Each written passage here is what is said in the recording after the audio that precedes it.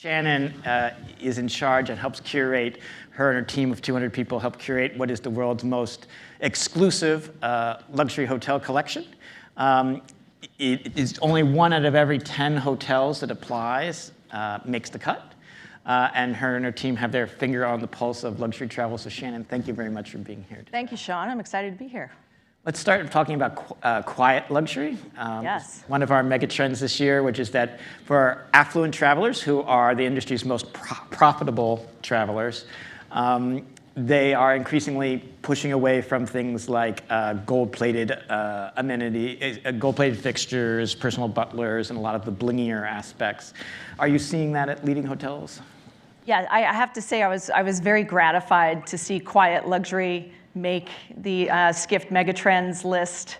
I think it really speaks to who leading is, and is certainly a lot about the success that we have realized over the last 3 years in particular. But forgive me if I don't see it as a trend, because Leading Hotels has been doing this for nearly 100 years. The company has been curating independent luxury hotels from all around the world for 97 years now. And they are all uniquely about their destination, about the heritage of the location, and distinctly independent. We have about 400 independent luxury hotels around the world in 80 countries. And we like to say that 100% of them are luxury 5-star, 90% are truly independent, and 80% are independently led or individually led. And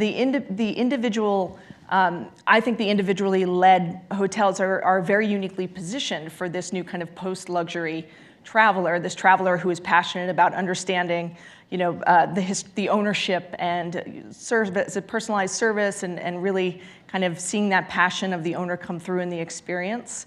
And Leading has a long legacy, obviously, of individual ownership. We have hotels who have been owned for many generations. You referenced the Bauerloch in the write-up. I think we have a visual of the Bauerloch. Yeah, the sixth. It's currently being run by 6th and 7th generation. Andrea Kracht and his daughter Margita are running that hotel. It's again 7th generation in-house. We have a hotel that's on land that has been in the Uvas family for 8 generations or 200 years. That's São Lourenço de Barracal in Portugal. But we also have what's very exciting is a lot of new first-generation owners, if you will. We have Dev Patel, who opened Villa Mara in Carmel. We have Michael Stevenson and his daughters who opened Ambiente. And the individually led trend is really picking up amongst owners. And it's one thing to be individually led, that's interesting, but why is it important for a traveler? Why does it appeal to that kind of post-luxury traveler? And I think there's really 3 reasons, right? When you have somebody who has either assumed this asset through generations of ownership or has actually started it themselves and they are running it themselves, it's like they're welcoming you to their home. So there's an incredible sense of pride there. And the second reason is not only pride in the hotel or the asset and the experience that they're delivering, it's also pride in the location, the destination, the heritage, the culture, the history. And what that results in is the third piece, which is incredibly deep and enduring relationships with the artisans, with the cheesemonger, with the winemakers. And so what that enables is experiences that you're not going to find in a guidebook or online. They're truly, I hate this word because I think it's so overused, but they're truly bespoke, right? And they're truly created with people who have this history and experience and depth of relationships. And that, to me, is why having an individually led hotel is such a differentiator. All right, fantastic. We are taking audience questions, so feel free to ask some via the app. I'm wondering, we heard earlier today from Capital One was talking, they're creating a hotel collection. It seems like everyone is creating a hotel collection these days. What is Leading's competitive advantage? So, I think I spoke a little bit about how being independent and individually led, what kind of experience that creates. But I think helping you kind of see that through some stories of personalization. I think when you look at individually led hotels, the person who can make the decision, the person who allocates the investment, the person who's leading the staff is generally the owner, right? And so you don't have to go through layers and layers of approval to make something happen. A great example is Stad Palace in Switzerland. Third generation, Andreas Schertz is the third generation owner and proprietor of that hotel, and he was telling us a story about how one of his loyal guests came to him and said, Mr. Schertz, I love how you've renovated the inside pool. It's beautiful. I love it. But I used to follow this line on the ceiling that when I was doing my backstroke, laps, and now it's gone. And I hit my head, and that's kind of like bummed me out. And lo and behold, the next year he came back because he was a loyal customer. He came back every year. Lo and behold, Andrea had installed a little red light in the ceiling to help him see where he was in the pool and help him figure out how to not hit his head. It probably cost him no money to do that, but it was incredibly appreciated by the guest and something that you probably wouldn't see at a larger, chain hotel. I think one of my I just heard the story the other day from Guido Fiorentino. He's the 5th generation owner of Grand Hotel Excelsior Vittoria in Sorrento. And he was talking about how personalization and personalized services are part of the DNA of his family. His 6th generation is now working on property. And he was talking about how when he was little, he remembered being at the dinner table and hearing his parents and grandparents talk about guests that were coming and what they liked and what they appreciated. So, for example, Mrs. Knapp is coming next week. Remember how much she loved the tiramisu. Let's speak to the pastry chef and make her a special tiramisu welcome. Just that kind of passion for the individual and the details of those experiences is just so built into the independent luxury, especially leading hotels with the legacy that we have of independent ownership. Very cool. A couple of our megatrends are about technology. One of them, written by Justin Dawes, was talking about how there's opportunities on the back end of helping with distribution, with marketing. What are some opportunities for leading in technology with your partner? It's a great question, Sean, because this is something, if you asked me kind of 10 years ago, I probably would have had a very different answer. But our members certainly recognize and realize now that technology is really an empowerer of the type of experience that they want to deliver. It really does empower luxury and personalization and all of those things that they want to deliver. The problem is they have neither the time nor the expertise, frankly, to be able to filter out the millions of emails we all get every day about the newest technology solution in our space. So they are really looking to us to do more of that. And so we've really stepped into that role kind of post-COVID to better understand the needs of our independent luxury hotels, identify, vet, negotiate better commercial terms, business terms, service terms with these vendors so that our members can benefit from all the solutions that these vendors bring. So whether that's, they recognize they can be more efficient at customer acquisition, they could be more efficient at better at personalization, actually do personalization. They realize that they can get themselves or their staff out of the back of house and actually doing what they enjoy best, which is greeting and being with guests, right? And so we have partnered with upwards of, 15, 20 different technology software vendors, whether it's in distribution, it's in cloud-based PMS, it's in CRM, it's in AI, it's apps, across the board. And we've kind of whittled it down. We haven't said this is the one solution you should use. We've identified a small group by category and said, hey, whatever is best for what you're trying to accomplish as a hotel, we have a good solution for you. So we've really stepped more into that space since COVID, and it's something that the hotels are very appreciative of. Cool. My editor-in-chief, Sarah Kopit, she mentioned earlier that one of our marquee megatrends for the year is live tourism. And I'm wondering, a classic example of that is Taylor Swift. So did you get much of a bump at the meeting? Yes. We would like Taylor to tour every year. That would be fantastic. I'm sure all of us feel that way. We saw it loud and clear, certainly specifically with Taylor Swift. As I look at, she just wrapped up in Canada. Our hotel, the Hazelton in Toronto, saw close to a 50% increase in room nights over the same period, a 60+% increase in their rate. Our hotels in Miami from October saw an 83% increase in nights and almost doubling of their rate. Wow. So she's, I mean, again, if she could just do this every year, that would be awesome. So we really did see that. But our hotels are also creating their own events to kind of spur or stimulate travel as well. We have a hotel in Italy, Bagni di Pisa, in Pisa, outside of Pisa, that actually had Andrea Bocelli come, and they sold an exclusive package to that, and they put it on sale, and it was targeted at our loyalty, our highest tier of loyalty, the Aurelians. It sold out in 24 hours. Wow. So they opened up more inventory. It sold out in 24 hours. So it's this trend is very, I mean, it's, yeah, of course, the big, you know, the Formula Ones and the Super Bowl and the Taylors, that's always going to stimulate quite a bit of demand. But I think we are seeing quite a shift in it's art, you know, it's art shows, it's Andrea Bocelli, it's any event that people can travel for. It gives them, I don't want to say an excuse because I don't think anybody needs an excuse to travel, but it gives them a reason. And we're seeing that quite a bit with our guests. Yeah, thanks for those examples. Those are very validating of our live tourism megatrend for sure. Yeah. Another of our megatrends is about pet travel, and I'm wondering, it's been around for years and years, but the momentum and the lengths that hotels might go to just keep getting greater. What are some things that leading those now? I'm a big pet person. I love pet. I have a cat. It's fine. None of the hotels have cat packages, I've noticed, but it's fine. I love dogs all the same. Grew up with them.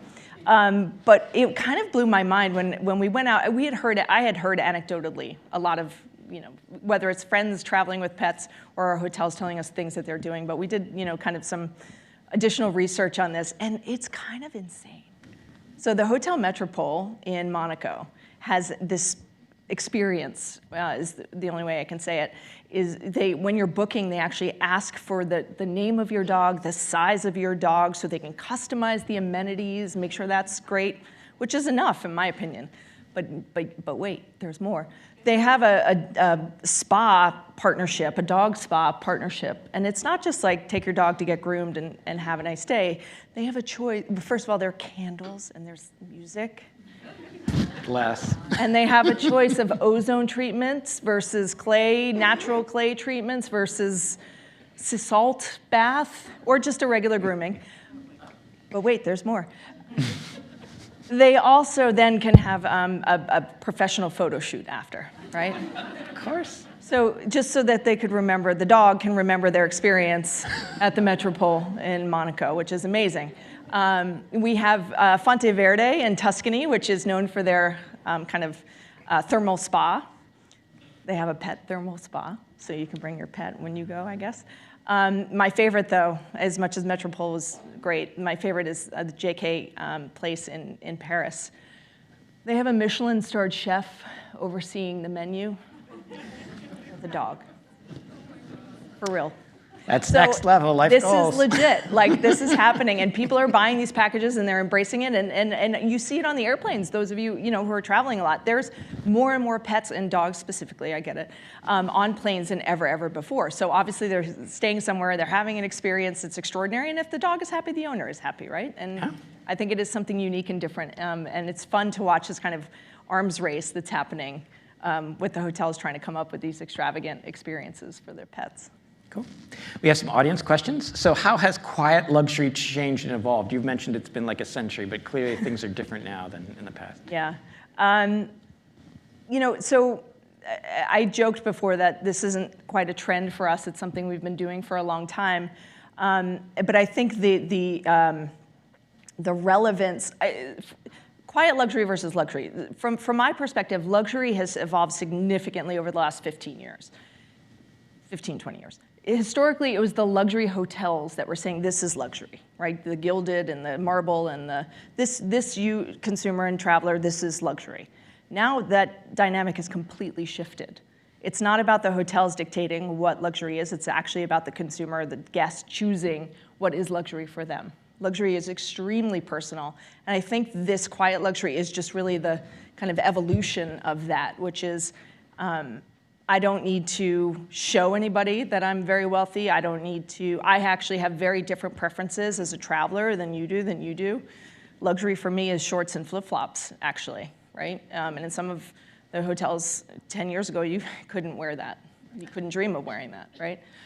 So I think it's an evolution and this switching in the dynamic between who has the power to define what luxury is. And I really do think that power has shifted to the consumer. Yeah, no more dresses and dinner jackets mandatory. Unless you want to, then you can. There are that's plenty of places where you can do that too. personalized. Yeah. How does Leading think about partnerships from the hotels you work with to online travel agencies and? Yeah, one of the questions very early on, I joined Leading 11 years ago, and I came over as the chief marketing officer. And one of the very early questions that I answered for our board was, well, who are you competing with? And I said, actually, who are we competing for? And that mentality has really has been a part of our strategy since my 11 years of being there. And why that's relevant is I think you can do, for example, partnerships for a lot of different reasons. You could do it for scale. You could do it for brand awareness. You can do it for revenue. You could do it, or them, for a lot of different reasons. And I think as we think about partnerships and what makes sense for us, we're really maniacally focused on who has the right guest or customer for our hotels.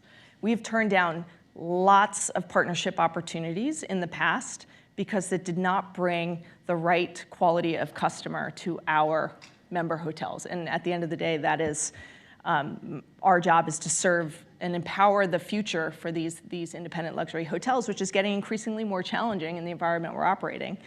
But our job is to make sure that we are bringing highly qualified guests, not only to the individual hotel, but actually more importantly to the collection, because the vast opportunity with 400 hotels around the world for cross-utilization.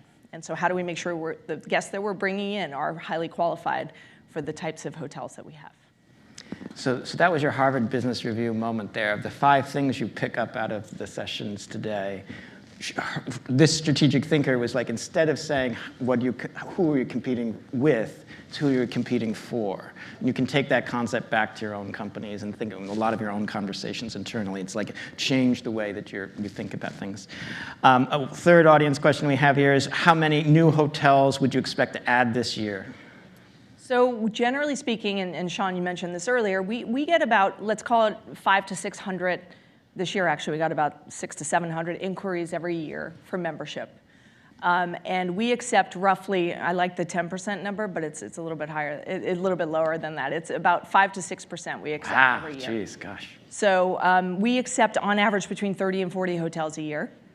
And there are very strict criteria. So I see on here, I'm just going to answer this question. How are we different from preferred? So we play exclusively in the 5-star luxury space. So the very first hurdle to clear to become a member of Leading Hotels is you must be in the 5-star luxury space. We don't do 3, 4, 5. We don't position the Ritz Paris against the OXO. It's all luxury positioning. So that's the major difference, just to answer that question. Thank you. Then we look at different criteria, specifically 3 different criteria. Who's the ownership? So remarkable people. Who's the ownership? That's really important, as you heard. We're so 100% 5-star, 90% independent, and 80% plus individually led. So that we're designing our services for the individually led hotel. We have 1 or 2 hotels that are part of brands, and that's not it. We don't exclude them; they're welcome. We have Kempinski's and some Roccofortes and et cetera. But we're designed for that truly independent or individually led hotel. So that's a really important consideration. The second is what type of experiences can they deliver? Extraordinary experiences. We're always looking for these story-worthy moments. And of course, as I mentioned, first and foremost is quality. Cool. So those are the criteria that we use to evaluate. All right, lightning round question. The White Lotus came up in one of the earlier sessions. So on a scale, is it very accurate, sort of accurate, not really accurate? In terms of what happens at the hotels? Uh-huh. Oh. I think it's fairly, it's a dramatized version of things that do actually occasionally happen. Okay. I mean, murders and things aside, right? But like some of this, I mean, I have so much, I know we have to end, but I have so much respect for general managers of hotels. They have to deal with everything from literally like unfortunately, suicides or murders down to the smallest, the housekeeping out of paper towels. Like, they deal with all of that. It's extraordinary what they have to do in a day. I have so much respect. I could never do it. And so every time I have the opportunity to meet one of our GMs, I always let them know how much I respect the work that they do, because it is kind of crazy. Yeah, GMs, mad respect for them. Mad respect. Shannon, thank you so much for the My pleasure, conversation. Sean. Really Thank you so appreciate much. it.